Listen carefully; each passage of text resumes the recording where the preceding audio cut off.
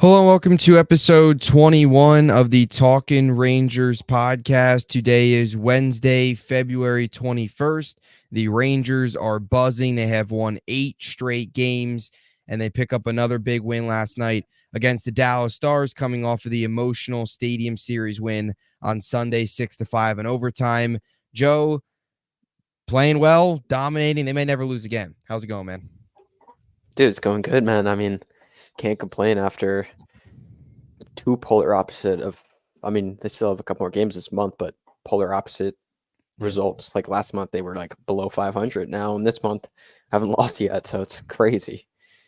Yeah, still 4 more games this month, as you mentioned, but yeah, 8 straight wins. They are cruising, haven't lost this month, and it's complete, as he's mentioned, polar opposite from January, where things were looking really bad. They were struggling, even going into the All-Star break after that win against Ottawa. You still had questions with how they would come out with 2 games coming up against Colorado and Tampa to come out of the All-Star break. They came out, won those 2 games, and they haven't looked back. And I think the Stars game, too, was super impressive last night because it Stars one of the best teams in the West. Really one of these teams that can contend for a cup. Beat us earlier in the season. Yes, they were coming off of a second half of a back-to-back. They had the day game in Boston on Monday, but they were able to pick up a point in that game. And the Rangers coming off that emotional high, you were wondering how they would start that game, but they started strong. They were good all the way through. Really just good, exciting hockey game. You know, even though it was only 3-1, it wasn't 6-5 and a massive comeback like we saw in Stadium Series. It was just good physical hockey game, a lot of good chances, a lot of offense, a lot of fun to watch. So we'll get to more of that here a little bit later on, but we'll get to the news of the day as the New York Rangers extend Jonny Brodzinski to a 2-year contract extension. Well-deserved for Jonny Brodzinski. Definitely happy for him. A guy that's been a journeyman around the NHL, has played many different areas, many different teams. I saw a number earlier today about the amount of times he's been on in transactions. It's a crazy number, from staying in hotels to relocating cities. It's really cool to see him be able to find a home here in New York. It's good for him and also good for the team because maybe the Rangers here have found something in Brodzinski as he's their third line center. What is your thoughts on this extension, what he's brought to the table, and of course, what it means for this team? Yeah, dude, it's like really good. Mm-hmm. He is kind of like a spark plug, like fast, Yeah. aggressive. He's just someone that I think you want on your team. I think a lot of the guys like him. He's a hardworking player. He shoots the puck, and to get him at I think 780 something a year is, I think, like a great bargain. I think he could potentially be a foreseeable option as your fourth line center. I think eventually the hope is that you get Filipino back, so he should be the third line guy. But I think Brodzinski's been great this year and has really helped that, kind of settled in and helped that third line center role for now. And I think, again, like I said, he shoots. He's good 2 ways. He can win faceoff. So it's been a really good relationship between the Rangers and Brodzinski. And like you said, he's been going up and down. It's also kind of crazy to me how nobody's claimed him. Yeah, I think that's insane because he was dominating the AHL. He would have been someone that could easily be like, I could see him being a first line player on a second line player on a team at the bottom of the league. Yep. I think he's that good. And for the Rangers or for a contending team, you can spot him on the fourth line, 100%, really good fourth liner, and then also can come up and play third line if you need it. But yeah, he's been awesome. Happy for him and happy to see him what he can do this year and then the next 2 years. Yeah, definitely. As you mentioned, it was, 787,500. 4 goals, 11 assists, this season in 37 games. You mentioned the faceoffs, 53.4% faceoffs this season, has been very good. Has bounced around 84 transactions. I got it exactly. Vinci Mercogliano, who covers the Rangers, of course. 84 transactions. He also said, too, in this article, he has over 250,000 Hyatt points from staying in. You might as well just make him a part owner of Hyatt at this point. Because he's just joking, or is he like, that's like actually the number? I think that's the actual number. I think he was joking. He might have been, but that's 84, crazy. 84 transactions is wild. Yeah. It's some crazy stuff. So it's just cool for him to see him finally get an opportunity here. It is a 2-way contract, of course. which we've already touched upon here. But yeah, it fit really good in that third line center. And, it's kind of been a really crazy year at that third line center because you have the low of Filipino and all the injuries he's gone through. And then you have the high of Jonny Brodzinski, kind of directing his career into a path where he's found a home in New York, has played really well, has stepped up in a big way. You mentioned there's some rebuilding teams out there that you could definitely see him in the top six.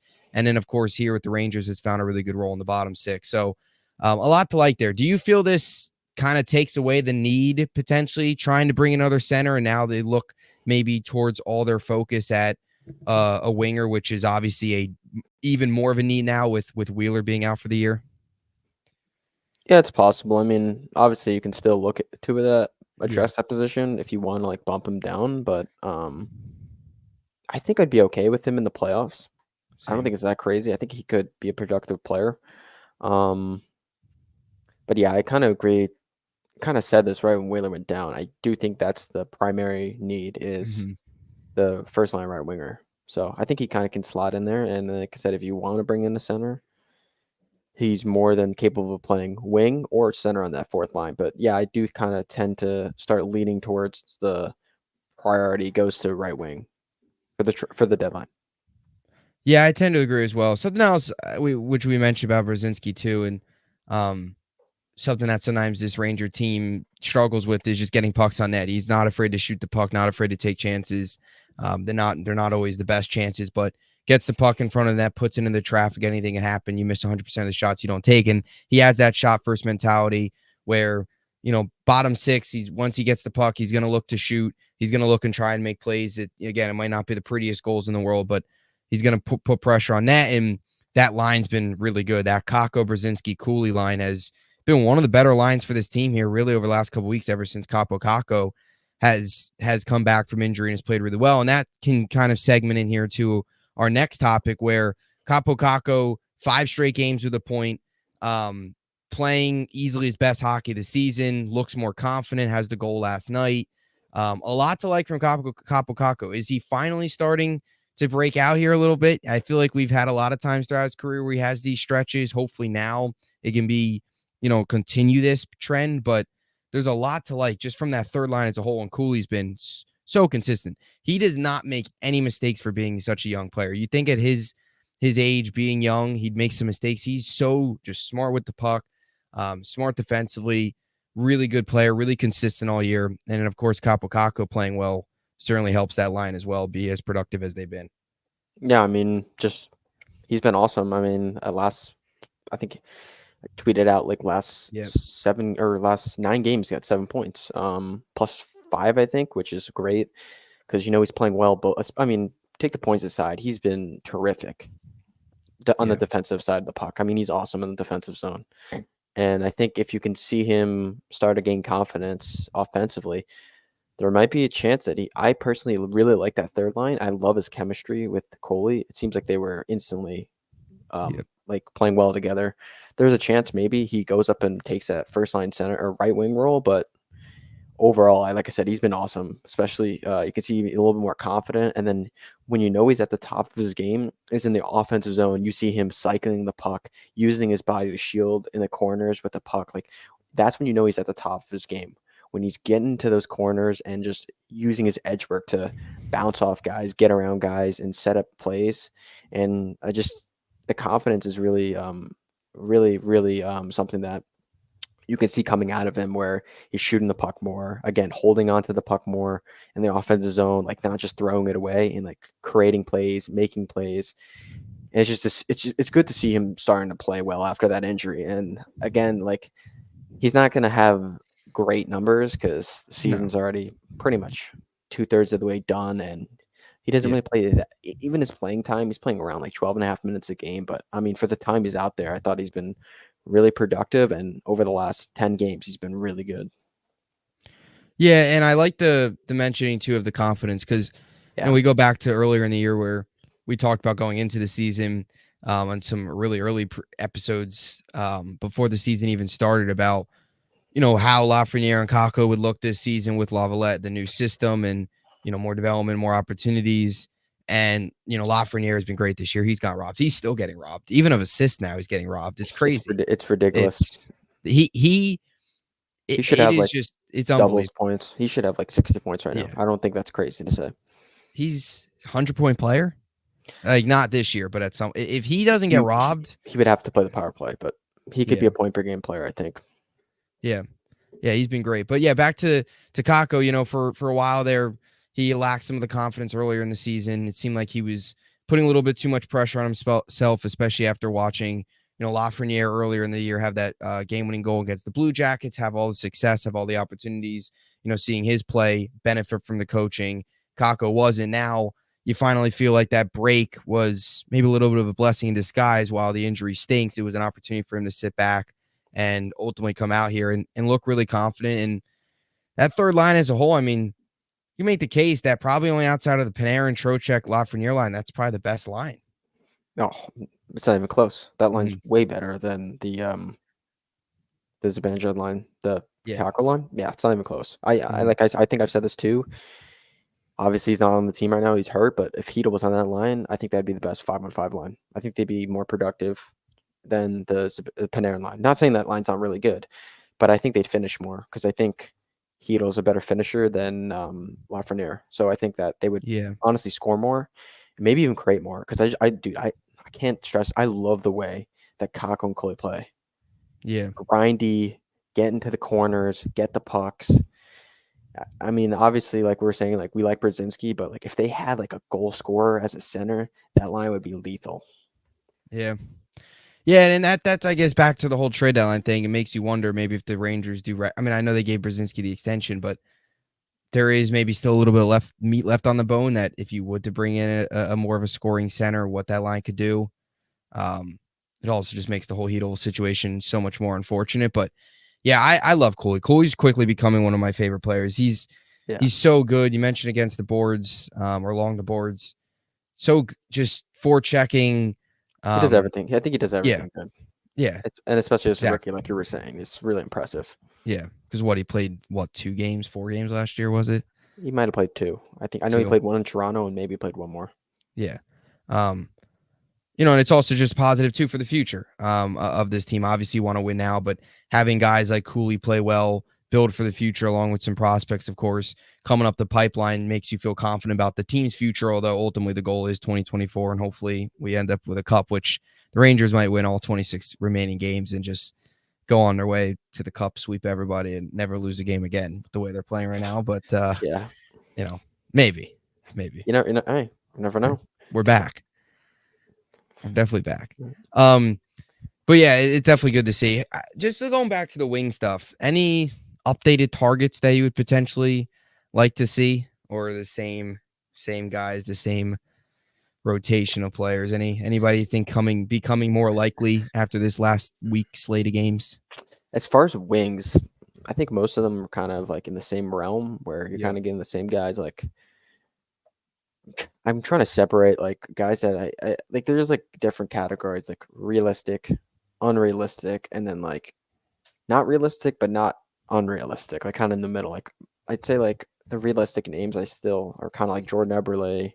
Um, yeah, I guess for Toronto, I know he has a second year in his contract, but I still think that's pretty realistic. Obviously, Tarasenko, I know they're gonna have to do some cap work with that. I know that I don't think they can retain, but they might be able to get another team to retain and then just take that contract. But they could see as far as that. But and then obviously, like I said, there's some guys that probably aren't realistic. Like Gensel, you'd probably have to give a lot for him. I don't think that's yeah. possible. Bushnevich, probably not going to happen. So I mean, there's Mhm. there's probably some guys that I can't really think off the top of my head, but those are kind of the guys that at least Ranger fans are putting out there. But yeah, I mean, it'll be curious. I know that it's a interesting thing because I feel like there was those two early trades and the market Yeah, stalled it after died that. out. Yeah, so I mean, you have what 2 weeks from Friday's the deadline. So I do think that this team, like we were saying earlier, needs to add that first line right where. Yeah, I agree. I was watching the Ducks Sabres game Monday. It was afternoon game, and I don't know. The Frankie Vetrano stock for me is rising. He's had a really good couple of games. He's scored 4 goals in his last 3 games overall. Um, during this month, he's had 6 goals. Or I apologize. He's had 4 goals this month. and in a total of obviously 4 assists, 8 points. So he's hot. He scored at least he scored goals in 3 straight games, playing well. His stock's certainly rising. I would probably take him right now in terms of former Rangers over Buchnevich. Would Vetrano probably be high on your list as well? Or I I would like take. I think Vetrano. Buchnevich You is the take better Buchnevich? player. They have the same.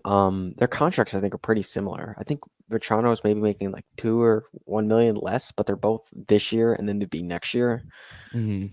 I think I don't know. I think Buchnevich is the better player, but I Yeah, I mean, you're definitely getting Vetrano in a career year. Vetrano is really good though. I mean, Yeah, as he seemed to be pretty. It seemed pretty good when he came in and played with Zibanejad and Kreiner. Like that fit was pretty good. I mean, yeah. again, not many guys have been able to come in and play with those guys. No. I feel like a lot of people struggle, but those are two guys that, in a perfect world or like in a world where you could pretty much make any trade, not any trade, but say guys that we're looking at and we can get those guys. I think those are two guys that would probably be the best options, Bushnevich and Vetrano. Vetrano a little bit Yeah. more realistic, just because of the fact of how we kind of just dumped off Bushnevich for nothing, and also the price would probably be a lot more to give up to get him. But either way, I think those would be two great guys to add. Yeah, I agree. Yeah, and two, the when you just look at the standings, I mean, I think the Blues still have a little bit of a chance. They're still kinda hanging around. As for the Ducks, Yeah, they're that done. that They're what, too. 42 points, and then they're only ahead of the Sharks in the The, Pacific. they'll be Um, eliminated in March yeah. probably.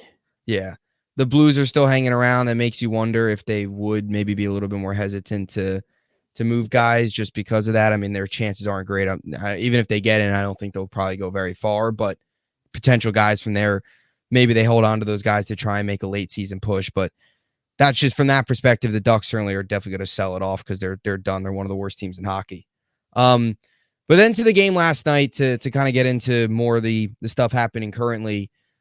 You go into that game, as I'd mentioned in the open, you wonder how I was even a little skeptical about how they would come out and, come out with energy, how they would play early on, especially against a really good Stars team who, beat us up earlier in the season. I believe it was 6-3 in that game. Was it and something like like that? I said, I think I said this too earlier that they Yeah. ended the Rangers streak too. They were on like I think Yeah.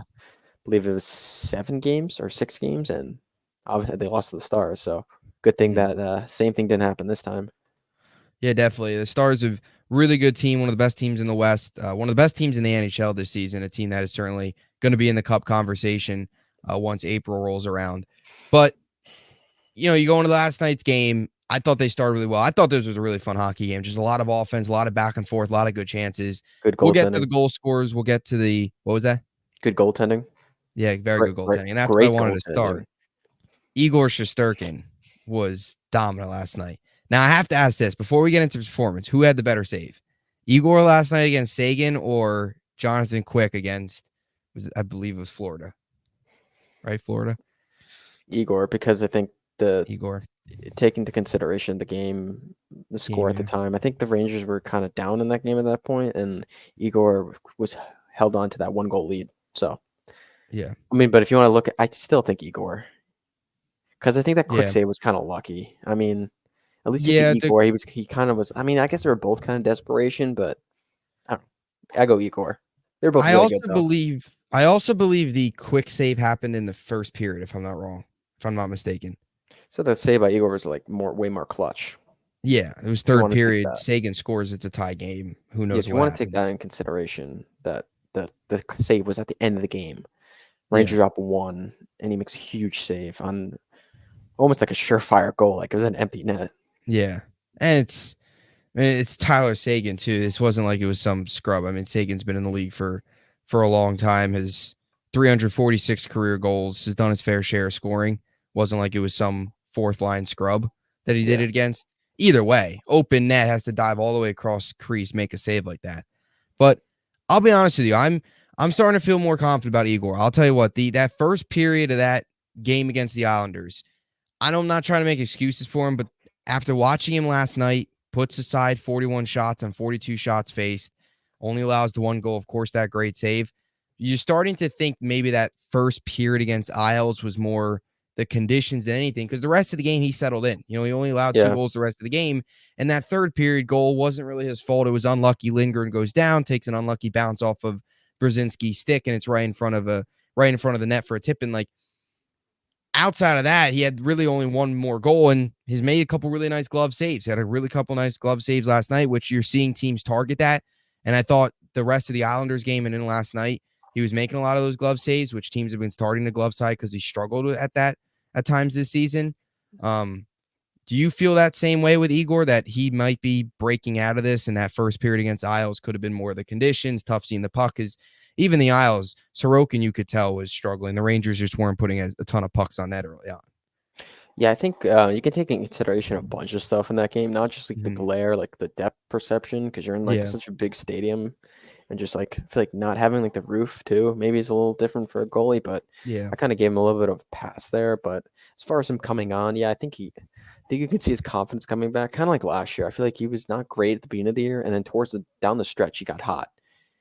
Yeah. And 10 times out of 10, I would take a bad Igor through the whole season. And then if he can just get hot in the last couple Yeah. months, that is dangerous. So just gotta hope he continues to get hot or continues to play well, because I guess he's already hot right now. But if he continues to go into the playoffs like this, there's no just the Rangers can win it all if they Yeah. get an Igor like this, be awesome. Yeah. You make a point like that. I don't want to get cocky or overconfident because it's only February and the trade deadline still has to happen and the Rangers still need to do some stuff. But if like you mentioned, if Igor is hot like this and playing like one of the best goalies in hockey, who's stopping us in the East? No one. No one. I mean, Florida's good. They're probably the biggest threat, but They would need hot Igor they would need to stop Dallas. Bobrovsky. They would need Bobrovsky to play better than Yeah. Igor. And I can't see him playing as good as Igor if Igor's No, I on this mean game. Igor at the top of his game.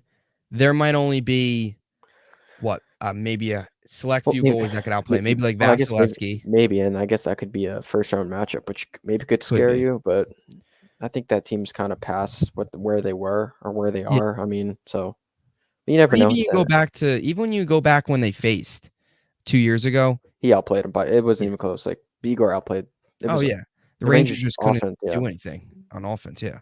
it wasn't even close. Like his save percentage maybe be realistically close just because of the goals, because the Rangers weren't scoring a lot. So I mean, if he gave 2 goals and lost, like Yeah, but that wasn't his fault. no, not at all. And of course the goal that ended up put the series to bed was the Stamkos goal, which there was nobody defense, Yeah, So like I think Trouba got caught or something. yeah. Probably Trouba had a bad Yeah. game. I remember. Yeah. So even that, I mean, he's playing at his best. There's not many guys that could stop Igor. And that's the biggest question. It's crazy to think that one of the questions going into this second half of the season was what would Igor look like? And would they turn to Quick more? Would it be kind of every other? And you're starting to see that they're starting to build more confidence in Igor, and he's gotten his confidence back. And another guy too, I think that the All-Star break came at a perfect time. Yeah, Went into the All-Star 100%. break, comes out of it. Not only is the team playing well, but Igor's playing well. So he's dominating. How do you think they'll distribute the goals? I think it's gonna be Quick tomorrow, and then probably Igor Saturday, because then you got Sunday Columbus, packed week. Yeah, I don't know. I mean, they might I just. think it I might be think that Quick tomorrow. I think they're gonna ride Igor, You think and so? then they'll obviously split the weekend. So you think they'll go? Yeah, I think they're gonna ride Igor. So Igor and then what? Quick Saturday, Igor Sunday, or Igor Yeah, Saturday, Quick no, Sunday, they're gonna give Quick that Saturday game if Quick Igor plays tomorrow, Thursday, yeah, which or I think he tomorrow. will. I have a feeling he will. Yeah, it'll be another good opportunity. Devils, the big week in general. You Yeah, a had the lot Stars, like Devils, Flyers. Flyers, and then Columbus, which isn't as big, but still Still 2 divisional points, matchups. Yeah. Yeah. Well, I don't think that matters, the divisional aspect against the Blue Jackets, but I think No, the obviously, other games like the Flyers and the yeah, Devils. yeah. Yeah. And then they play Columbus Wednesday back at MSG, I believe. Boone Jenner making his former home or his future home. To be homed. Just keep Boone Jenner in I don't MSG. think so. I don't think I so don't think either. that's gonna happen. No, I'd be shocked if Boone Jenner is a Ranger. He's also a guy that has years on his deal, so it'd be Yeah. tough to get that going because he does have. Also a Um, captain. that's true. I mean, but in wait, remember my little theory? The What's Rangers the theory? traded a captain for a captain. So trading We're not Truba. trading Trouba, but we're acquiring a captain at the deadline. Hey, Okay, it's gonna happen. it's all the stars are aligning. The theory is happening. You should Yeah, present this theory to Drury and get it done. like you gotta have trade for a captain. Especially Dolan if he doesn't want to give up a first round pick because of Vegas. I'd be like, hey, listen, do you want a cup or not? Like, come on. I hope that's not true. I really hope that's not true. He's going to sacrifice winning a cup for going to the Sphere for the NHL draft, which let's be honest here, unless if you're a hockey fan, nobody cares about the NHL draft. Yeah, no, that's Even hockey fans, some probably don't care about it. if you don't have like a top pick, do you really care? No, because it's just going to be a prospect that's going to spend a couple years in the minors before you even see him. It's like baseball. Unless if you're Connor Bedard or a top 5 pick, you're not going to, or a Lafreniere or Kakko, you're not going to come up right away. Yeah. So, but yeah, somebody I thought last night, though, could have had 3 goals was Vincent Trocheck. Now, he had the empty netter, but he had so many chances in this game. So many chances. Missed a couple, unfortunately. But what do you think? What was your thoughts last night in Trocheck? One of them was a Lafreniere pass, backdoor. Yeah. Can't score. Yeah, Lafreniere, he could have had a couple assists last night. Every game, I think we walk away talking about Lafreniere having at least 2 points. There's going to be a game, Every game. telling you, where he's going to put up like 4 points. What, like 2 goals, 2 assists, or a goal, 3 assists? 1 goal, 3. He's going to have a game where it's maybe a hat trick and 3. Like he's going to have a 4-point game. Watch. I guarantee you he'll have a 4-point game. There is the Flyers game on Saturday. It might be going to that game. That is a game I feel like the Rangers have always beat up the Flyers. I don't want to get too overconfident, but I feel like that's a game where even we've mentioned Mika off air, hasn't scored a 5-on-5 goal in ever. Yeah. Forever. If there's a game, if Mika Marchwood to start early, it's going to be the Flyers on Saturday because he owns them. And if there was a game for Lafreniere to have like 4 points against the Flyers, because everybody boosts their stats against the Flyers. You know who I wanted to talk about that we didn't mention was dude, Matt Rempe. Oh yeah, Rempe Edstrom. Bullet train, dude. Like I'd be scared. Dude, I would not go on the ice with that guy. No. He's only out there to hit. It's crazy. He'll like track a guy down and be up against the boards. He'll just skate after him and hit him. It's wild. Dude, scary. He's a monster. I'd be scared out there. He's like Andre the Giant on the ice. He is he's just so wrecking ball. Yeah. It's like a 747 coming right at you, and there's nothing you can do about it. He's gonna destroy somebody. He'll put someone through like there's gonna be somebody where he's gonna. I don't want to wish bad on anybody, but there's gonna be somebody where he's gonna hit them into the boards and they're gonna like cut their face on the go through the glass. Imagine. Yeah, imagine that'd be funny. That'd be crazy. It's happened. I mean, the glass is broken before. I don't know. I mean, does he have the power to push somebody through the glass? Probably. If he's going, he's just speed, a monster. He's huge. He's big. You know what else I like? He's got the long stick, the long arms. He made a couple nice. He broke up a couple nice. He had a couple breakups yesterday in terms of like passes and then stealing the puck. He can be a little annoying with his stick, similar to Miller maybe a little bit, where he can break up the passes, be annoying, kind of more the tall, longer arms, longer stick. Felt like the same way a little bit with Rempe, but he's a monster. You see him skating down the ice, and he's gonna crush somebody. I wouldn't even get on the ice. Being up against him. He's not even out there to score. He's just out there. Yeah, put someone through the boards. People. Yeah, high school hockey. I think we talked about this a little bit during the post-game show. High school hockey must have been terrifying. He probably didn't play high school though. He probably was playing like junior or something. But yeah. When he was at the top of his game when he was younger, they probably were like, this guy hits and he can score. Good luck. And he's 8 foot tall. 8 feet tall. Got the Twin Towers on that line. The Yankees got Judge and Stan. We got Edstrom and Rempe. And then Gaudreau right in the middle of it. Gaudreau's had a couple breakaways this year. The Rangers, the amount of breakaways the Rangers have missed this year is wild. They don't score. When's the last time? I can't even think of the time they scored. Kreider misses a ton. Kreider has a breakaway. It feels like Trocheck. every 4 or 5 games, and he misses. I feel Trocheck, like Gaudreau's had a couple breakaways. I feel like Panarin gets breakaways, but I feel like he gets caught at the very end. It kind of like hinders his Yeah, shot. it feels like he slows down sometimes and tries to be fancy, and then they'll catch up to him. Yeah, but Um, they're terrible on breakaways. oh, they're awful on breakaways. I mean, so many times they don't even hit the net. You know, you'll have times where, I don't know, it's Kreider or Gaudreau, they'll rifle one, and it's completely missed the net. Kreider is just not always great with the puck. He's not that guy that's going to be put on a great move on a goalie. But no, yeah, the breakaways is not great. Rempe on a breakaway, he just Just gives up the puck and just decks the goalie. passes it to the goalie and just lays them out. That'd be I fun. want to see that happen. That'd be Oh my crazy. god. Game, if it's, it probably won't happen. But imagine Game 7 of Stanley Cup, like 10 seconds left. Rempe just goes on the other side of the ice and just decks the goalie. Rangers are about to win. Brawl starts. Oh my god. That'd be Takes out wild. Connor McDavid. Picks up Connor McDavid. That'd be interesting. He won't have any problem picking up the Stanley Cup trophy if they win it. That's true. But He'd be like you twice know, as big. he's 3 fun to times as watch. big. He's fun to watch. For sure. We'll see, we'll see Rempe. how long he lasts, but yeah. No, yeah, I mean he's not. That's about it. That's about all he's good for is putting somebody through the boards, which hopefully we see one of these days. Maybe they'll need that though. Yeah. Hey, got the Devils tomorrow. Never know when you might want to put Timo through the boards like Trouba tried to do last year. Dude, yeah. Although Trouba was middle of the ice, but last 2 games, Trouba has laid someone out on the Devils. yeah. Meyer, and then last game, Nosek. What do we think? Well, who's the victim? We'll do goal scorers and somebody that Trouba decks tomorrow. I'm thinking he gives it to. I think Tyler Toffoli is going to go after. I don't know why he's going to lay him out. Yeah, I could see that. Toffoli's he's playing well.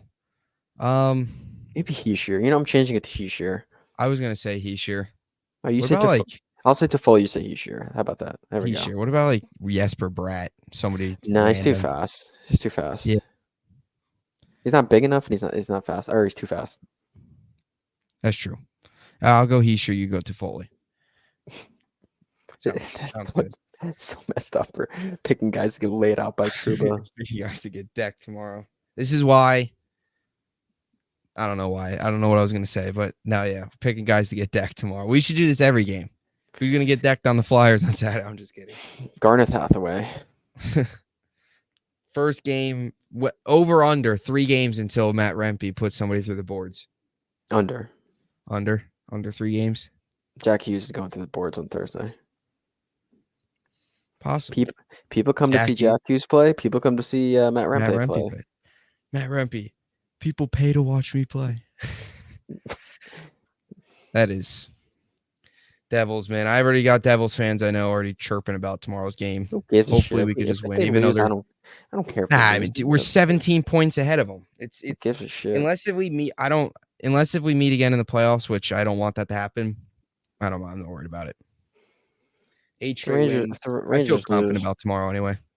Who cares if they lose? I mean, my thing is just keep winning, get into the playoffs, finish in the top 2 in the Metro. That's all I want.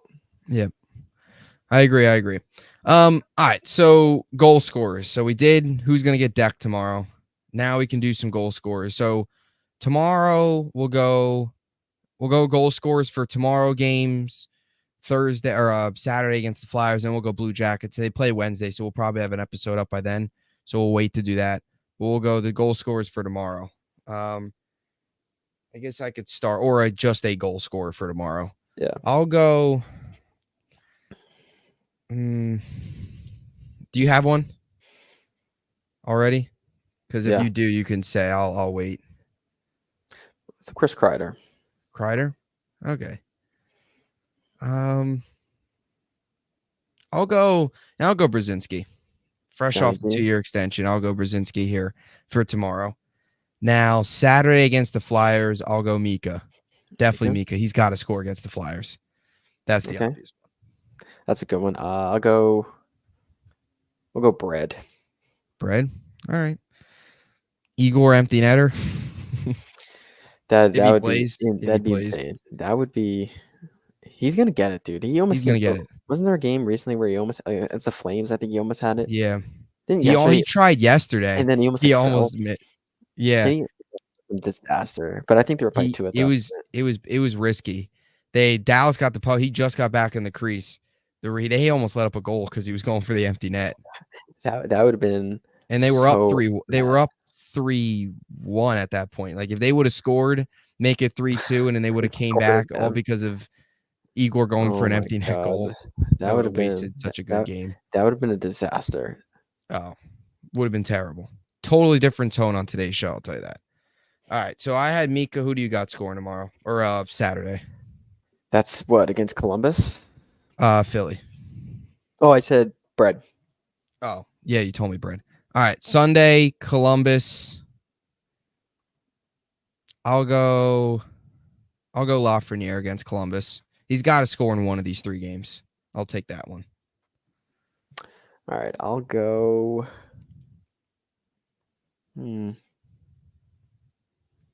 Go Barkley Goudreau. No, Will Cooley. Barkley Will Cooley. Goodrow. No, Will Fuller. fuck That's Goudreau. more like it. Go Goudreau. We'll go Will Cooley. You know, somebody just quickly here before we close things out, who had a good game last night. He's playing really well is Adam Fox. And I was looking at the numbers earlier. You know, I know when he had the injury, missed good chunk of November, all but 2 games he missed, came back, was struggling a little bit. But this is a guy that's still in the top of the league among defensemen in a couple different statistical categories, and he missed a significant amount of time. He's been really good this season, or really good, especially recently. Had that nice goal last night, which was a nice feed by Panarin from behind the net. What have been your thoughts on Fox's play here before we close things out? Yeah, I mean he's been steadily improving. I feel like defensively, could be better defensively, but I think offensively his numbers are as I wouldn't say reliant on the power play, but as you see them scoring more in the power play, his numbers are getting better. He's still a point a game. Scored an even strength goal yesterday, so he's been good. I don't have anything to complain about him. I think he's one of the best defensemen in the league. Yeah, no doubt. Any other closing thoughts here before we finish it off? No, I mean I'm just keep winning games. Obviously this win streak is eventually going to come to an end, but just play well, and I'm curious to see what they're going to do as far as additions come the deadline. But as of right now, they're playing really well. Yes, I was just counting the games. They've got 6 games before the deadline. So definitely cutting close. Like you said, 2 weeks Friday, which is hopefully they'll make something happen. Hopefully they'll get something done, make the kind of the rich get richer for the Rangers here, playing already well, add more pieces, play even better. Devils, Philly, Columbus, and then Columbus again on Wednesday. So a lot of exciting games coming up. March is a really exciting month. A lot of fun matchups coming up in March as well. Get closer. This is the time of year where, look, you love hockey every night, every other night, but you starting to get that, just get me to the playoffs. I just want playoff hockey at this point. It's like this is the grind portion of the year where you get into the February months, the March, it's just a grind to get to the finish line, which they close out the regular season. I believe it's April 15th at home against Ottawa. So just getting to that point, less than 2 months away from there. But now it's just all about staying healthy, getting healthy, bringing in pieces from outside at the deadline, and hopefully a long Stanley Cup run that'll go well into June. That's ultimately the goal for the Rangers. So that'll do it for another episode of Talkin Rangers. Well, a lot more content coming your way. Please like and subscribe, and catch you next time. Thanks for watching.